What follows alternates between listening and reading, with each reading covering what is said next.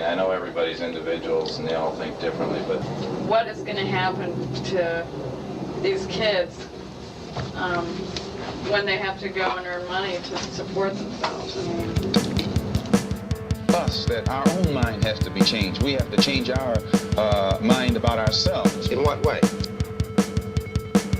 I mean, you're a human being, and it's all so big. You know, the world is so big, and everything is just so untouchable and unreachable that they just want to do something that they can be a part of. And they can like mold and they can make, because all through their life, you know, all through their school, they're brought up, and they tell you all about people who created this and created that. You've been given a great, everything you want.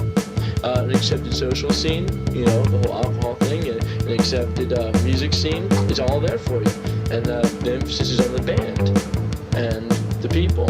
If I can respect myself and I can respect you or whatever, and then you can respect yourself and respect me, well, then that's two people, and we can make it four, and that'd be nice, and then so on and so on. And it's idealistic, I'm sure, but certainly no more idealistic than for me to go, yes, I'm going to go out and change the world. These kids can get a spark and just try to put together, create or mold something on your own, and not play on someone else's playground. The flat copies of our zines, which I think are really important because it's going to show people in the future, everything was not made on the internet, how we actually cut and pasted stuff. Fighting those things that keep us divided and listening to each other and not saying, this is what feminism is, or this is what a girl band is, or this is what this is, but just opening up a discourse for women and saying it's really important that we're girls and it's really important that we're doing things, and we're claiming that what we're doing is important.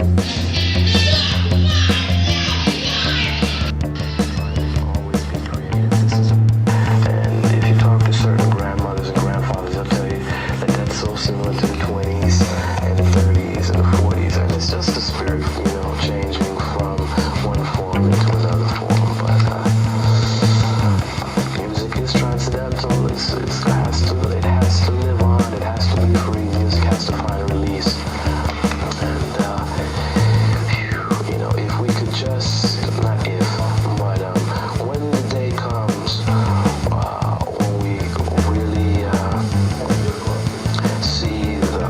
can acknowledge each one's, the beauty of one's own blessing or gift, what they have to offer, whether it is rock or reggae or jazz or country music or western, then that's going to be to me, I feel that's going to be the beginning of the actual unification of all nations under one. I'm very separate to myself and to people around me.